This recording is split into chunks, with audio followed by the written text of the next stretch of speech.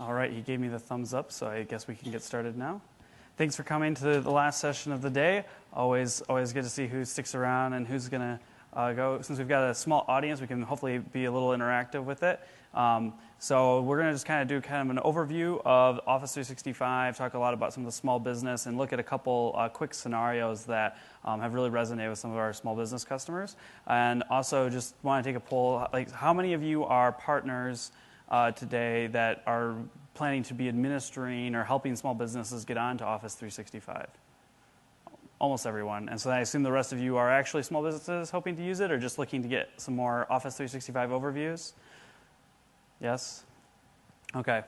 So yeah, we can talk a little bit about, if you have specific questions about that as well, we can take a look at some of the partner aspects as well of administrating the service.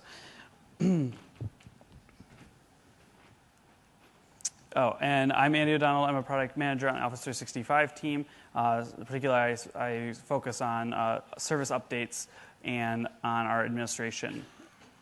So we'll take a look at some of the small business challenges, do a quick overview of what Office 365 is, talk a little bit about the different plans, because even though someone's a small business, they might still have some of the needs and requirements of some of our more advanced enterprise offerings. And since all of those the enterprise SKUs can also be purchased for small seat sizes, that is always an option for customers, and we'll talk through that.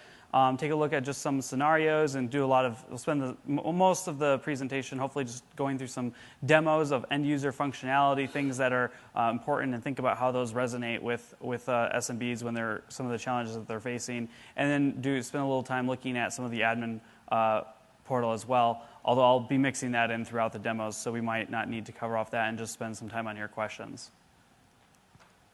So some of the challenges that we heard from SMBs when we were doing a lot of the research into the most recent set of updates. Hopefully most of you have played around with the updates that we released back in end of February, early March. And so these were some of the things we were hearing from customers as we were beginning to rev that version that we released.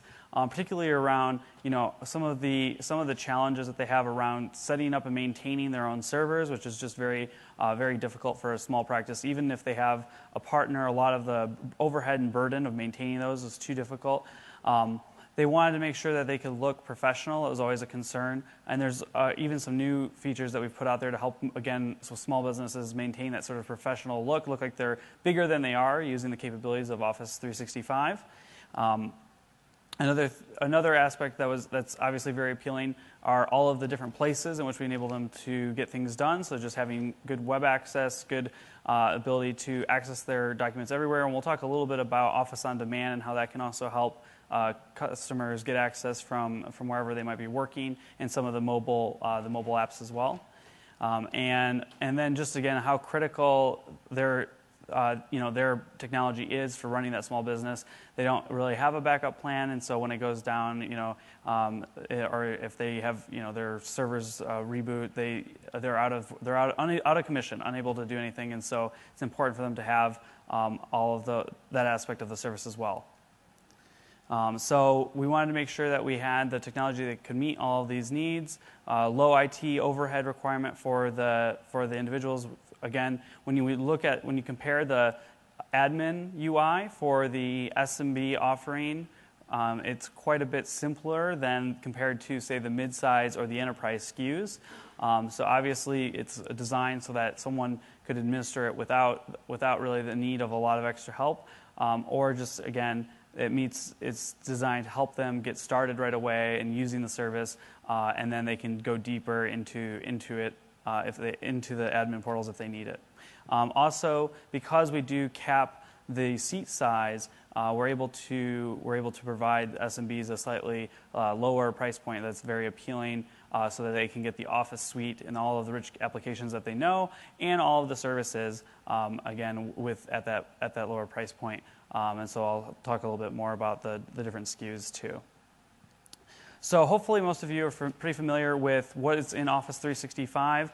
It's really it's really now with the latest release, it's the cloud services of running Exchange, SharePoint, and Lync on behalf of the customer in our data centers, and then of course the rich Office client itself that you can get and have streamed down now with the new click-to-run technology, so that users get a fully cached version of Office. And that's an area that a lot of SMBs that I've talked with have struggled to grasp, is that it's not just a browser web apps, but that also they get the full offline client, so that if they're working from an airplane or they lose internet connectivity, they're still able to do a lot of their work. And I think that's very important in your conversations with them. Very important thing for them to understand that it includes the full rich client Office. And recently there was the addition of the Office Mobile for iPhone, which is also part of, if you have a subscription that includes Office 365 Pro Plus, or so the rich client, also enables you to activate on mobile devices as well. Again, already mentioned the servers, services. Another area of investment in particular with this recent update was around the mobile and web experiences and making those more versatile for different screen sizes. And I'll just show you some examples of that when we take a look at what's some of the new features and capabilities inside of OA.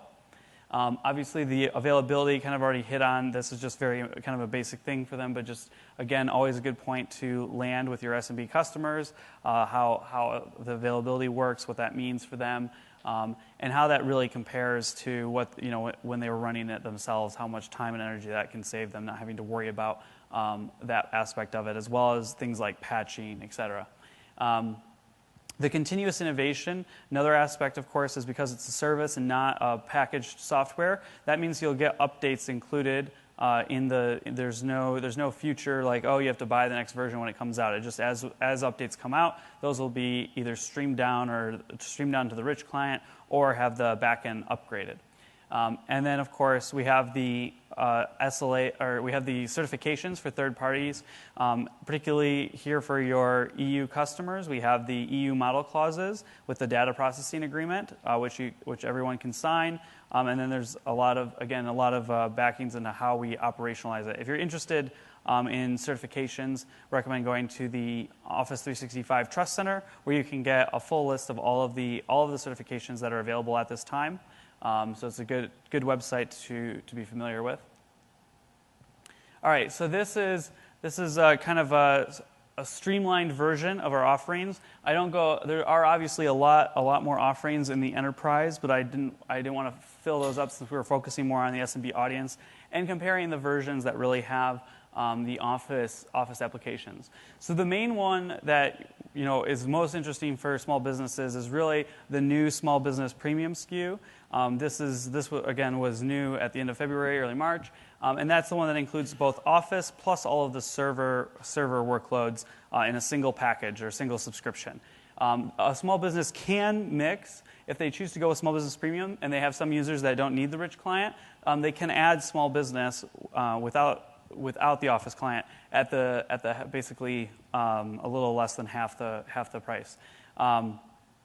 Obviously, we have different pricing for different countries, so you'll just want to go on the website and look that up and see what the local price is in your country.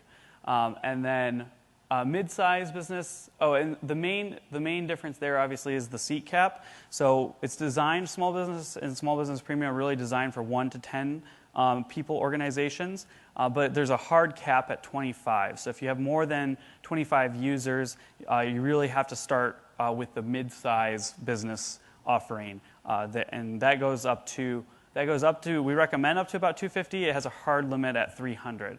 So again, if you have more than 300 users, you're absolutely looking at the enterprise SKUs, but you probably were already anyways.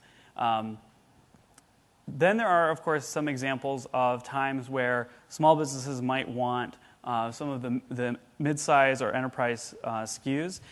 Common examples are, I've seen when talking with small law firms, they really like the idea of the e-discovery and some of the rights management protection offerings that we have available in the enterprise SKU.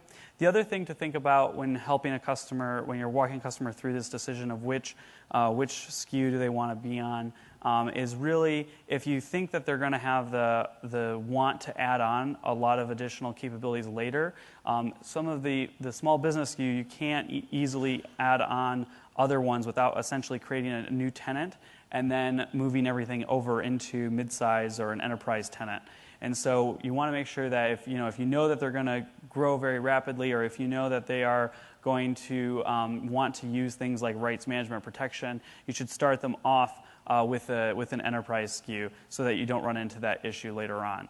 So again, definitely think of the small business as very basic. It's really targeted at essentially almost sole individuals even who are just looking for their own personal setup. But if you have working with a customer that needs more, you definitely want to consider using the other SKUs at all. Any questions about just kind of the high level overview and how to think about that with your small business customers? No? Okay. So as I mentioned, one of the great investments was being able to use your devices, and I'll show some screenshots of that. But again, we now have Office Mobile on Windows Phone, on iPhone. We have web apps across all of your modern browsers on tablets, phones, and desktop. And we have obviously the updated experiences for OA and SharePoint as well. So one common scenario that we've talked with some small business customers around that's been interesting is really around scheduling. So particularly in healthcare providers, you often have essentially managed front desk, if you will, or admin setup where they're taking all of the day-to-day incoming requests from patients or from doctors, and they're then scheduling those out in their system. But a lot of times this is done very manually. In particular, they're often the point that the SMBs are running into problems is breaking down when changes are happening, the day of or the upcoming day, and they need to go and update the books, and they have to find and notify everyone, especially as the different offices have multiple locations. And so there's some good ways that Office 365 can help meet that. We'll take a look at sort of how that can be done with shared calendaring.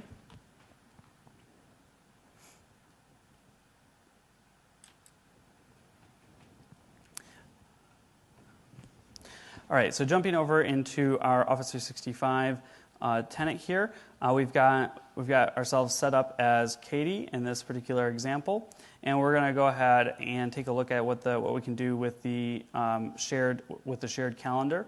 So when you're inside OA, you're able to see your personal mailbox. You can go to your personal calendar, and in this case, we've actually got essentially Katie has already been shared with a particular calendar, so she's able to view that and make changes to it. And then I'll show what it looks like from the central admin capability as well. I'm just going to go ahead and refresh my Outlook app. So going to the calendar view here, you can see that we have the base calendar, and then we also have the patient appointments. And so this is the shared calendar that everyone in the organization has access to. And of course, you can, the user can choose whether or not they want to see that information. And then they can also, depending on how you set it up, they could just have read-only rights, or you could make it so they can go ahead and edit it. If, for example, something comes up and they know they won't be able to make an appointment, or meet it, they could change that here live as well. Another nice thing is that this has been optimized. I've seen some small businesses use this on a touch screen, or use it because we've optimized the web apps for touch, or you can use Outlook Rich Client. So it makes it very easy for people to just move these appointments around and communicate those changes very, very seamlessly. So this is what it looks like from an end user laying it on top of their personal calendar. But then the other aspect of this is, of course, the central shared mailbox itself. So if we go up to the top and choose Open Another Mailbox, we can go ahead and open the patient appointments mailbox and open that. And so then this is, in this case, we're not really using the mailbox a lot, but you could obviously have a common mailbox that maybe several people in the front of the practice were using to triage email from from patients in this example. But the main one obviously is the calendar. So here, as the front line, the admin, the front desk person, as they're making changes to these appointments, that'll obviously get reflected across for all of the healthcare providers. So this is a good example of being able to have the central administration, being able to move and update those, and make sure that everyone on the team is staying in sync as to the changing needs of the business. So the shared calendars and shared mailboxes are very useful from that standpoint.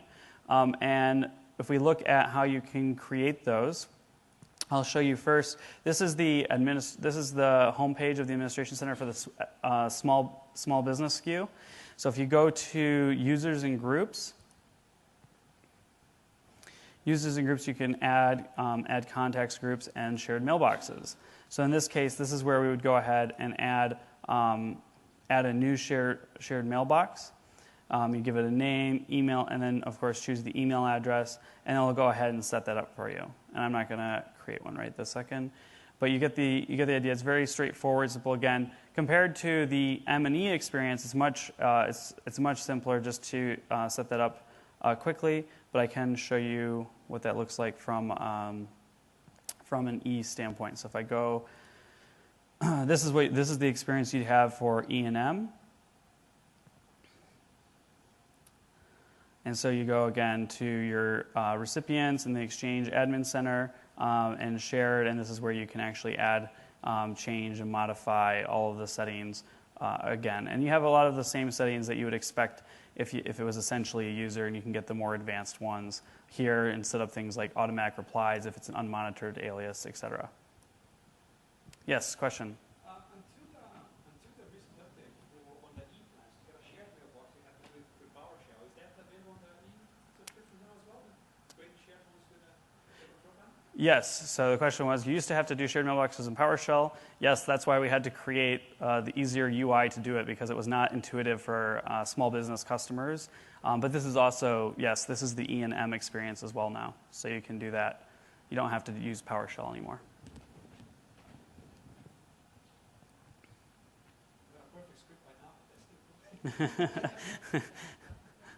Better late than never, right?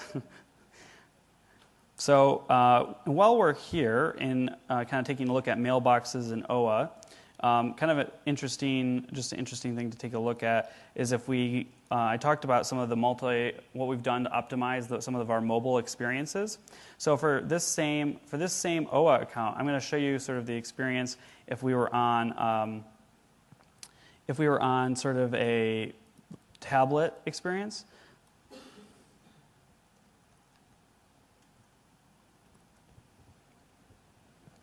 So I'm refreshing here using the tablet. So now you can see this is that same inbox that we were just in the traditional OA experience. But now we've made a larger, essentially larger target. So you can see sort of the buttons on the side. You can imagine on a touch device, it'd be very easy if you're holding it in your hand, hit these with your thumbs. You can easily reply to messages that you have, and of course, it does kind of a nice little overlay on top here, sort of in line. You can choose, to save, not save. Another aspect is that if you do create things, obviously that we make sure that they carry across all of the different screens. So if we go ahead and we're going to go ahead and so we'll just go ahead and save to our drafts. And it lets us know that we have the draft there. But if we go and take a look at the same mailbox in the phone view, so here you can see how, again, it knows we have more real estate. But if I go ahead and shrink this down to a more phone view, you can see that same inbox and how we've optimized it if you have just a more vertical experience here. So again, and then you can swipe between read, unread. Notice the draft that I had just created in the other view still again appears here, and we've optimized things like the calendar for the different views as well.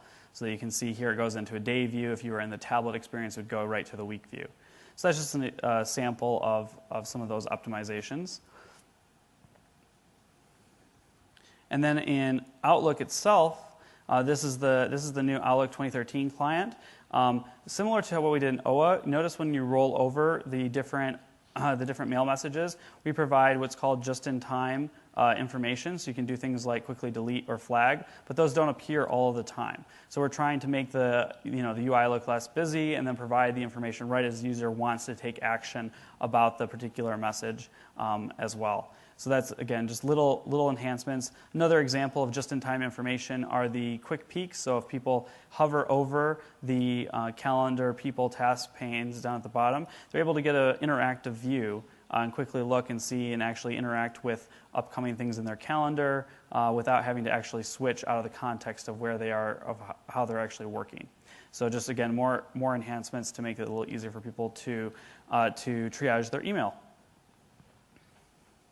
The one other aspect of the Outlook experience, in particular, that can be useful for small businesses, is the ability to have some of the new app model.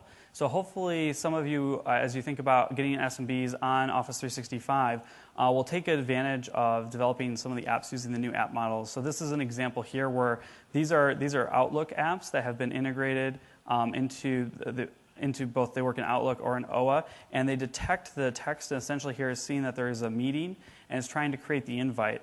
I've seen some other interesting small business ones, such as things for doing massive, label printing, document signing, and other scenarios like that where you need to interact with another system and bring that information in. And I can also imagine very specific use cases where, for healthcare, you can imagine this might tie into another system that the small business would have with patient information. So as they receive emails from that patient, it could pull up their record automatically for the healthcare provider, and they could always have context of the conversation, where they are, what was the situation, they were trying to, that patient's history charts, et cetera. And you could do all kinds of interesting things. So as you think about supporting SMB customers, this is definitely a tool you'd want to take advantage of.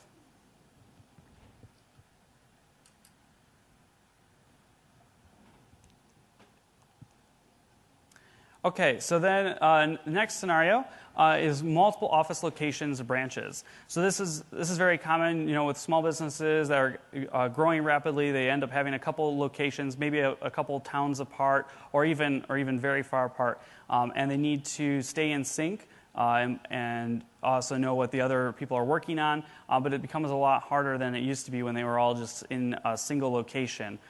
In place. And often, this is when we definitely, in our research, heard a lot from it was mostly a concern of the owner. The other scenario was if the locations might be more project-based locations. So with, say, contractors who are, building, they have a lot of people maybe on site or at a couple different sites helping with different construction or, other type of projects like that. And they want to be able to have a good way to get visibility into what is being worked on where, what people are tracking in terms of the tasks, and without having to deal with a lot of the overhead of setting up, it's difficult to set up, meetings during the week where everyone can come to that central location, and the time that takes away from revenue generating activities. Because often, with SMBs, more so than larger customers, that they're very, very sensitive to the time they're not spent actually doing activities that are getting the project done or working with a customer to generate revenue. So there's really two things in Office 365 Small Business that can really help customers in this sense. One is some of the new enhancements we've done to integrate the projects and project timelines into SharePoint. And the second is just using Link. Link is definitely doesn't have the name recognition with small business customers. It's not heavily known, but it is a absolutely great product. When I've demoed it with many small business customers, they just light up and think of all the scenarios that before were very challenging for them and what they can do now with the capabilities of Link. So we'll just take a look at some of these options here. So jumping back over to our demo tenant.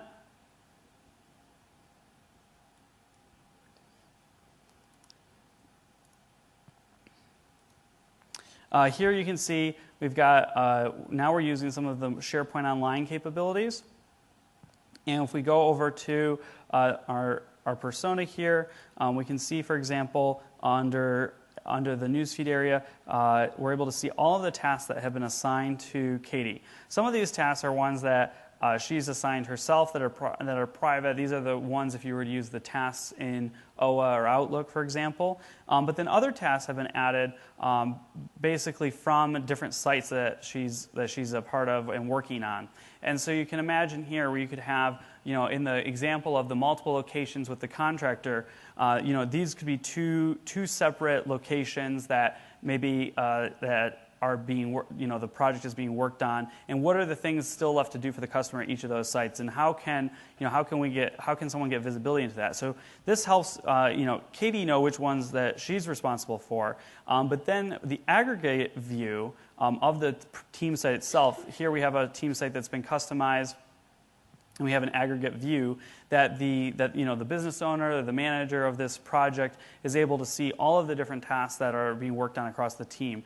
And so they can add or of course manage and edit these lists, so they can go in and see the complete details, who everything is assigned to, when they're saying they're going to do it, obviously if people have completed it, and add additional information and items as well. So if they go ahead and then they can actually customize even more options related to those individual tasks.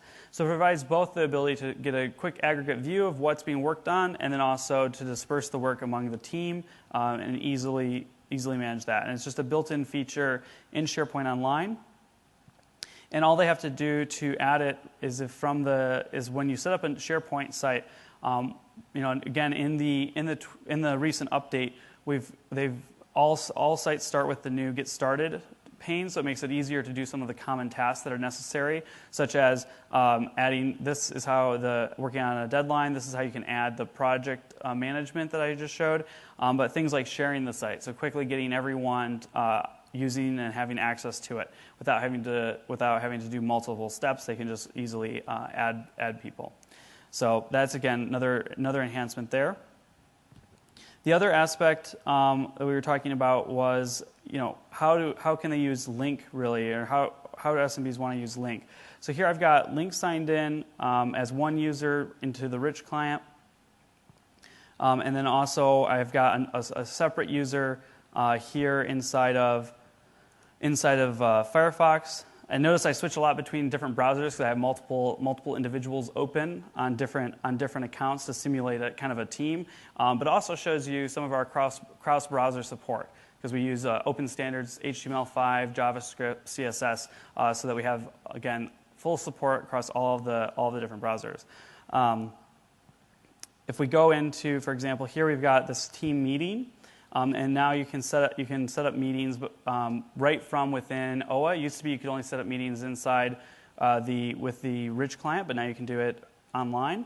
And we can click Join from the browser, and it's going to try and connect my desktop one, but actually I'm not going to connect that. I want to use the Link web app. So this is, imagine if you had a computer where you didn't have the Link installed or it hadn't been previously installed. You can actually use the web app and have a fairly sophisticated experience where you're able to do things like share the desktop. You can obviously do IM. You can have audio, and it can even do video too. So all from you can see there it's doing a little projection, all from the web app. And so the web app works on both Mac and PC and in all of the major supported browsers. So again, offers a good option there. And so if I go ahead and join it from the Rich client here, if I go to Outlook, so that's actually Sarah that's in the meeting through the web app, and then I can go ahead and join from the Rich client.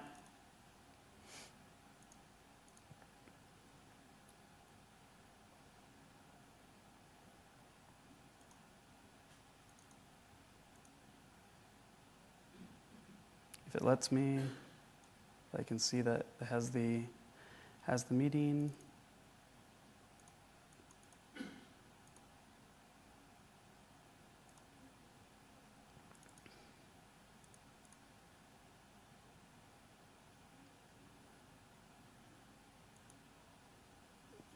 My meeting invite isn't showing up that way.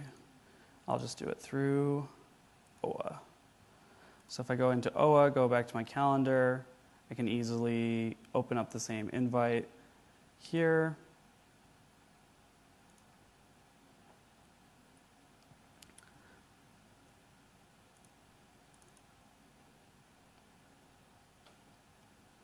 Either that or I didn't send the update out to everyone, which might be the case. But you get the idea of how I can easily add the different users to it. Let's see if I go to the meeting here and take a look at Sarah. I can also, one of the nice things is I can also invite people, and you can usually add people that are both inside your organization, or you can add people that are outside. So I can actually go ahead and join the link meeting. So if I want to, say, copy this URL, and then I could send it via IM, I could send it via email.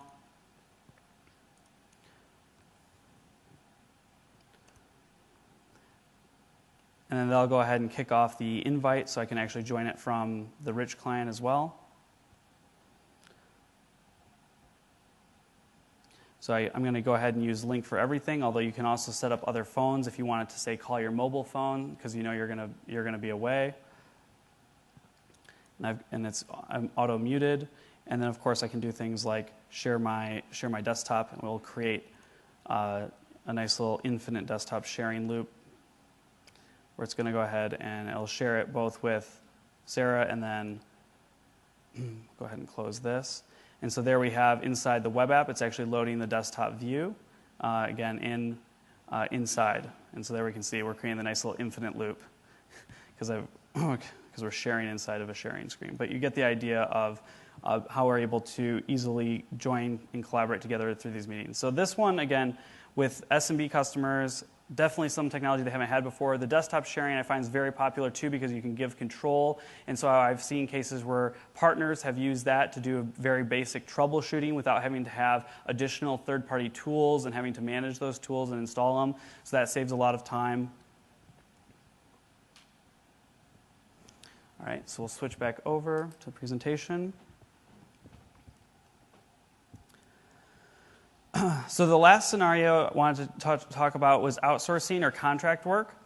This really is another one where, again, because small business customers tend to be very, very lean, not have a lot of extra employees, sometimes they have tasks they want to get others to work on. And one customer I was working with, they did a lot of recording of their notes to digital tapes, and they would actually send those tapes to a contractor via mail to get those processed because it had sensitive information. They would then type that information up and then put it onto a USB and then mail it back. So you can imagine they didn't want to send it over email again because of the sensitive content. So you can imagine that whole process would take a week to get these notes back that had been that were being recorded on tape. And so using things like the external sharing capabilities inside SharePoint, you can invite other users to work and collaborate on documents. Again, staying secure. They have to stay. If you want to force log in with credentials, that's all possible. And I'll show you what that looks like from an admin standpoint as well. But again, it gives SMBs another option to collaborate easily with people outside the organization. So we'll take a look at that. So going back to our users here, I'm going to go ahead and close out of this meeting. And we'll go ahead and take a look. Go ahead and close out of this one as well. So we've got Sarah's SkyDrive here, and Sarah wants to go ahead and share this with someone external to her organization to help work. So in this case, she's going to invite someone outside, but require sign-in still, and you can choose whether or not that's necessary. So we're going to go ahead and invite this other user that we have logged in, who's external to the organization. So if we go here, we can see we've got another. This is someone using just a Outlook.com account. Again, so this is. and this is really from Katie. So this is, you can see here, this is the address where it's actually external. So we're going to go ahead and put that into the sharing request, invite the person so that they can edit it. You could just choose to view, but in this case, we want, obviously, them to be able to edit. So we'll go ahead and send that. And so then, while that's being sent, I'll show you sort of the two admin places that you can control it. So for the SMB experience, from the admin portal, essentially you go to Service Settings and go to Sites and Document Sharing. And from here, it's a single toggle that enables all sharing and access to documents, so it's either on or off. And you can also manage individual users. So if you wanted to remove someone that you had shared with, you can do that from here as well. So you can take back those permissions once they've been given. And then from the admin experience inside M or P, we have a few more options inside the SharePoint site. You can manage it at both the site collection level, so you could have separate profiles for individual site collections, or you can manage it for the entire tenant. So you can turn it off for everyone. So in this example, if we go to just this single site collection and go to sharing, we'll get the options for being able to either disable it. So this is allowing both external and anonymous. You can also say that they can allow external, but only if they create accounts and are authenticated. So again, and it notifies you whether you're changing it for just a few people or everyone. And if you go to settings, this is where you can do the global. So here is the external sharing at a global level with the same options. So a couple ways that you can change that. So let's go back to Katie, who just got the document. So Sarah has shared this document. We're going to go ahead and open that inside the web app.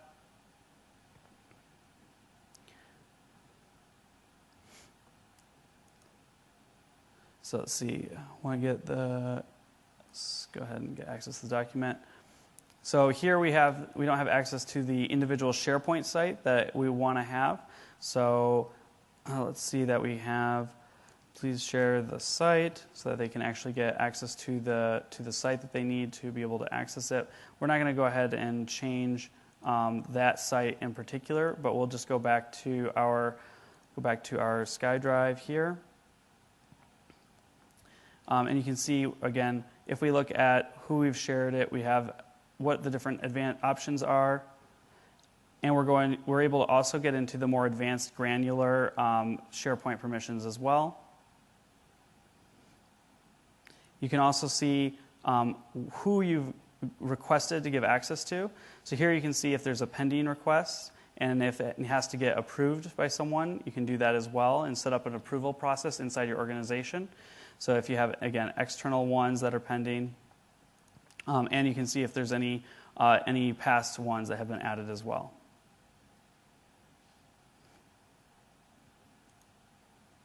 So in this example here, we're going to go to the access requests, and we can, for example, we can approve, decline, or check. So we're going to go ahead and we'll decline, and then that user will go into the history.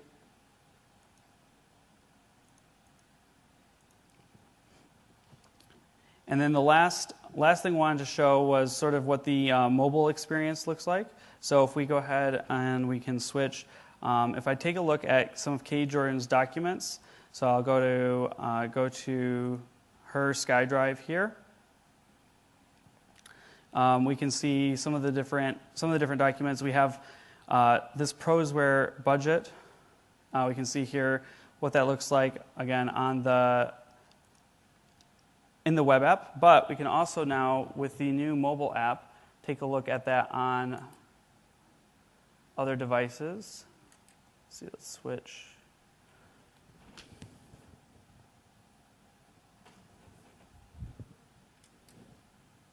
So here you can see we have iOS device. We can go into the new Office Mobile. We also have Link, so the Link can be connected.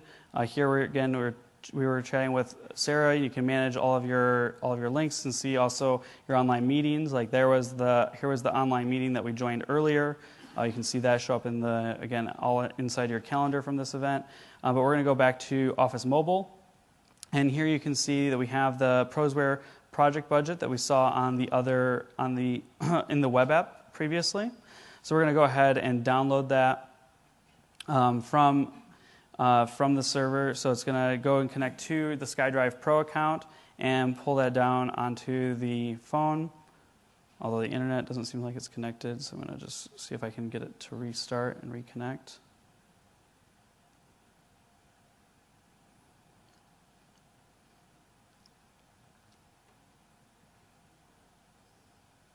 There we are. So we can see again, we've got that pulled up in a mobile experience. So again, it's optimized it, but it's kept our images. We can go ahead and save or share that. We can, if it was a large document, want to find certain words, we can go ahead and search.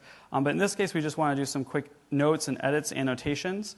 So we can select a different area, we can add a comment to it, or we can format that. So if we wanted to say highlight certain parts of it, or cross them out, we can do those aspects as well.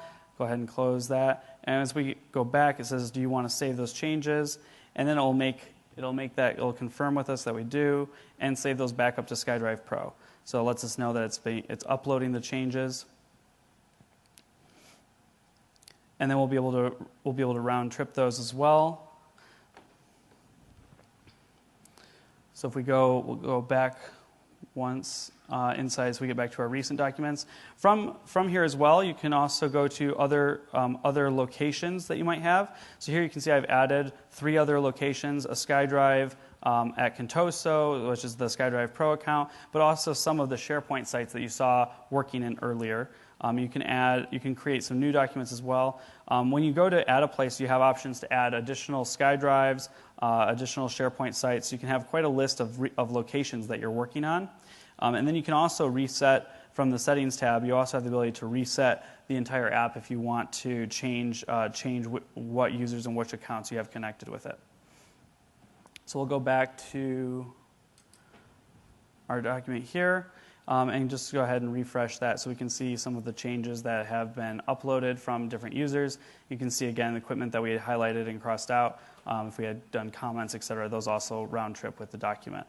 So that gives us kind of a nice complete picture of the mobile. You saw sort of the mobile experience that in the browser and some of the apps as well. Another one of the apps that a lot of people aren't aware about that we have for the mobile experience is the SharePoint newsfeed. So this one allows you to get all of the basically, if you follow documents inside of SharePoint, you can follow people, sites, or documents, and you can get all of those updates right on your mobile phone, see if there's important ones to you. So again, it brings the same experience across that you would have in the browser, on your PC, and also on your mobile device.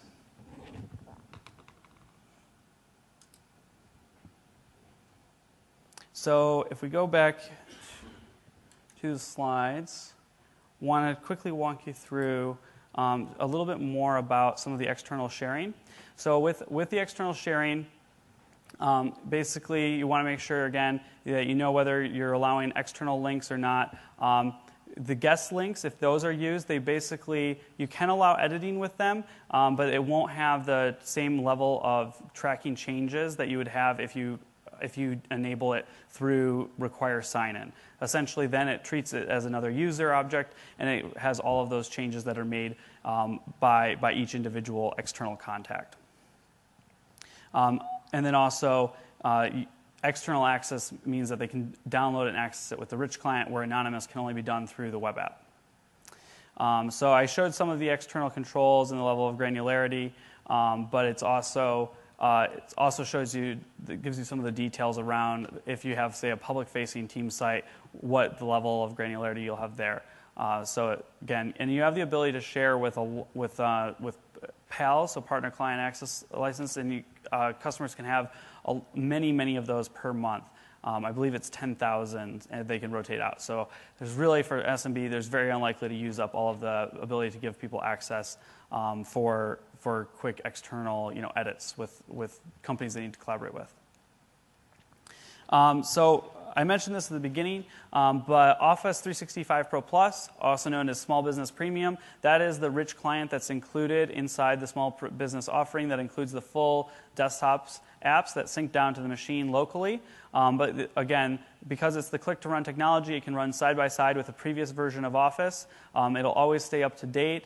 It'll get those again from the main server. It gives you the ability to have the roaming, so we kind of already showed on the mobile and what it looked like on the web. So one of the nice things about that is that your most recent documents travel with you to different devices.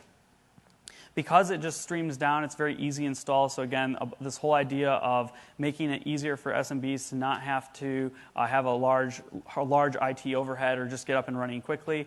Again, it helps do that. And then the last thing is the Office on Demand. So going back to our SharePoint site here, we're going to go back to our homepage, go back to our SkyDrive Pro. From the SkyDrive Pro experience, there's a tab here on the left called Use Office on Demand.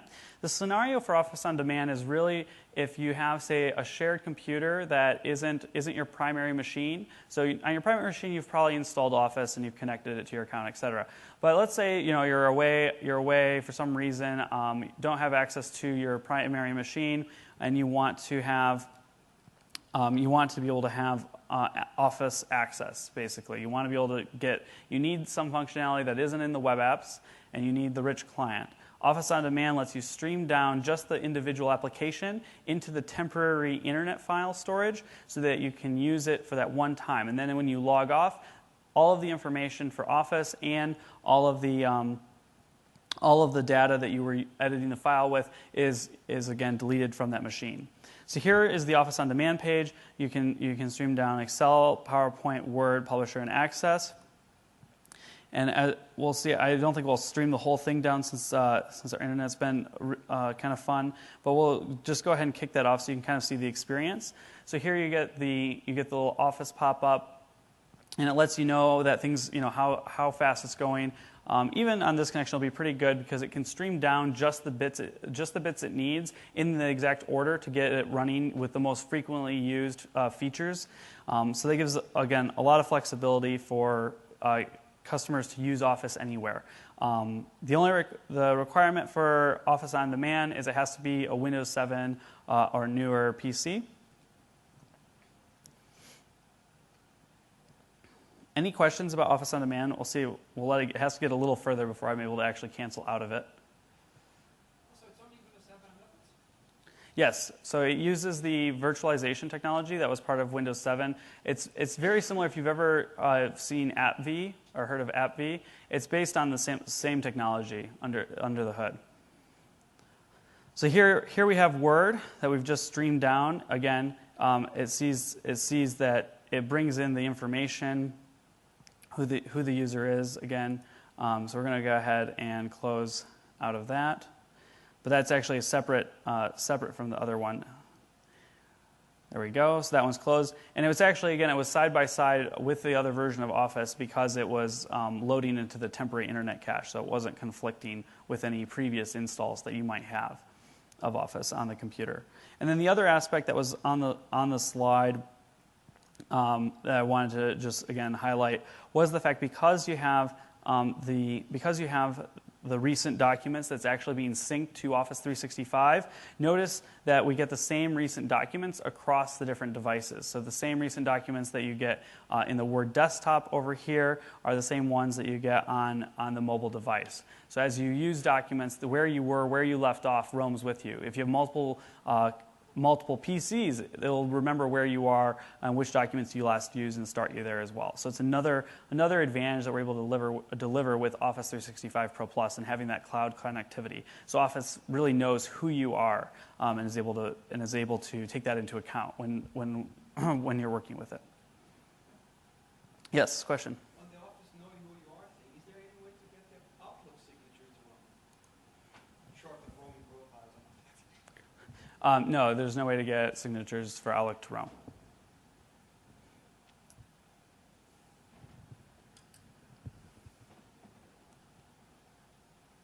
All right, so then for kind of admin overview, I've shown most aspects. I'll just quickly hit on a couple others. So if we go to for the small business. So again, sites and document sharing, IM meetings, conferencing. This is where you can just turn on some of those aspects. Mobile access is really around being able to. The mobile access is really if you want to allow people to set up Exchange ActiveSync and also Link Mobile. So I showed the Link app quickly when I showed you the iPhone. So this is where you could disable the ability to have Exchange ActiveSync or use Link Mobile. Passwords. This also was one of those features that was at first PowerShell only. We learned very quickly it's not. You can't have SMBs trying to change their passwords. How long it takes before they reset using PowerShell. So here's where you can change the number of days. Very very useful for SMB customers. And then lastly is if you want to allow them to have community access or not. So that's sort of the overview from the service settings aspect. Users and groups, I went in here and showed you shared mailboxes. The other one is this is contacts, so you can have a common external contact list. So that's another useful one. From licenses, since many of you are partners, this is where you can go and make sure that a customer adds you as the official partner of record. So from the licenses page where they can see the quantity that they have and the cost, if they click on that subscription, they're then able to add partner information, and this is where they can add your Microsoft Partner ID, and you'll be associated as the partner of record for all of the benefits that accrues. And of course, you'll then be able to do things like manage on behalf of or administer on behalf of, as it's also known, which is essentially which enables you to use your partner ID and log in and make changes to the admin settings and manage the service on behalf of your customer.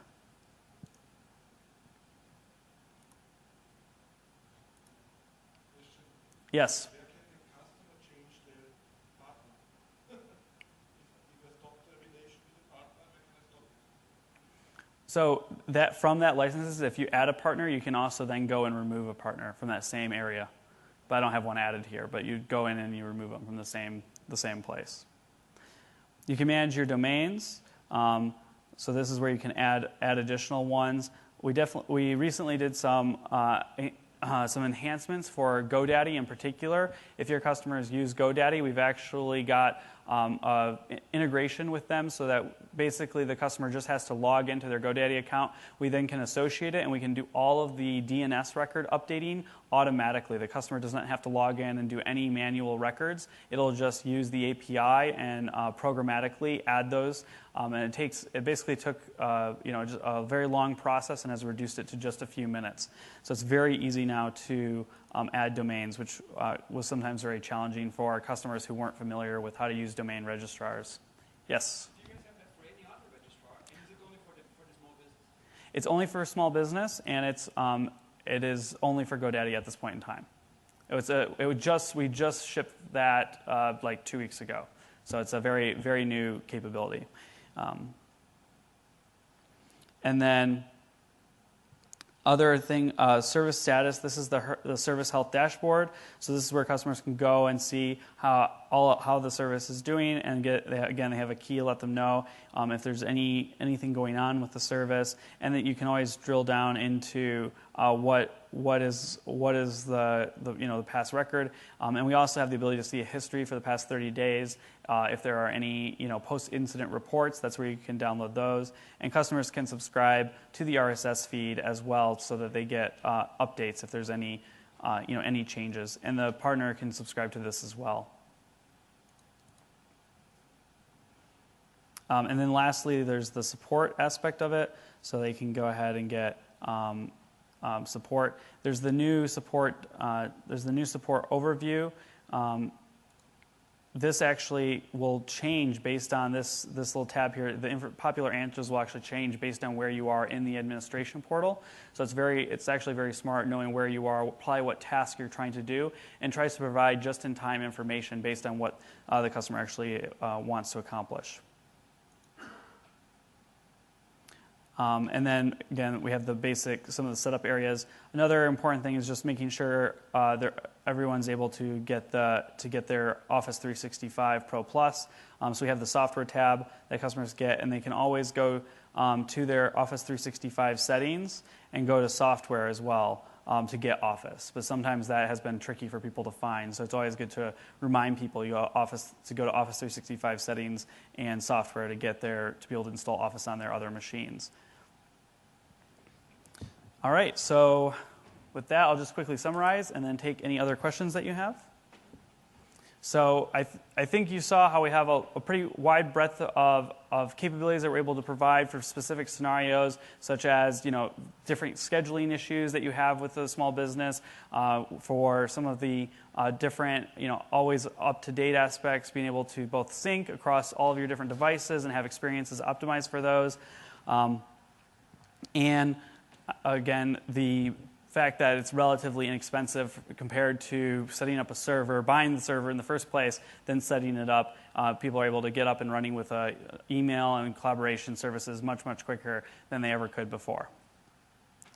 So with that, I will, I think I have to just go through some, track resources. Again, this is all in the slide. Definitely check some of these things out. Oh, there was one other thing. I had a question before the presentation around resources for helping users, helping train users.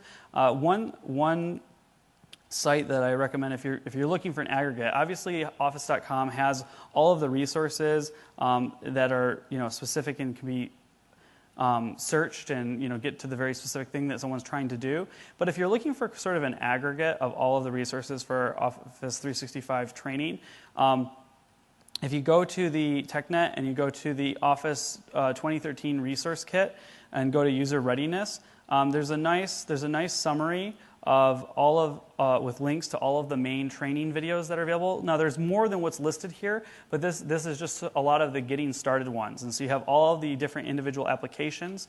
It gives you a link to the quick start guide, to what's new, and then to the training videos. So.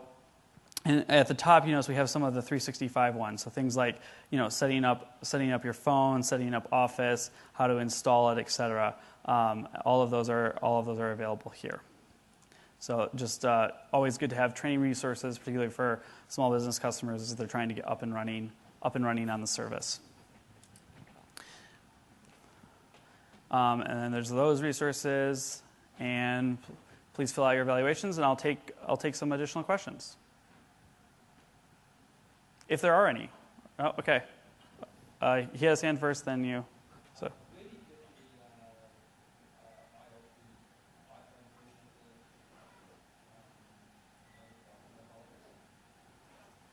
So the question was, how do you get Office Mobile for iPhone?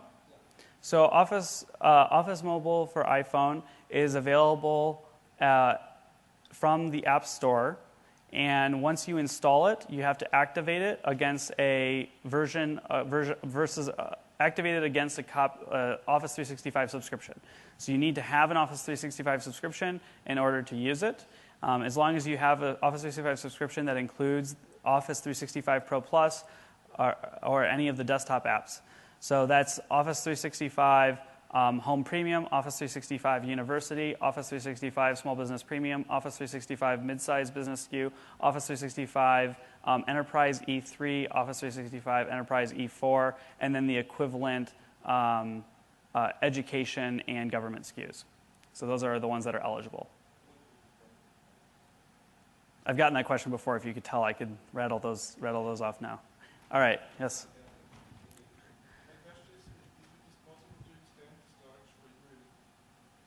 Is it possible to extend? So with the small business, it is not possible. With the small business and mid-size SKUs, it is not possible to extend. If you have the enterprise, it is possible to. If you have the enterprise SKU, you can either purchase the Exchange Online archiving add-on, or you can purchase Office 365 Enterprise E3, which includes unlimited archives for your users. Yeah. So you have to start with Enterprise, essentially. If you need more than 25 gigs, Enterprise. Yes? I know there's no solution now, but I was just wondering if you have a timeline. Specifically for this small business scenario, you guys created a complete and total nightmare now with inflicting the live ID everywhere. So I have all these people now that I have to, okay, you're too small to have federation, so you're going to have an Office 365 ID, and that's fine. They cope with that. They go to port, they can do Exchange and share what. That's great. store and asks for their ID, and they can type in the corporate ID there to work.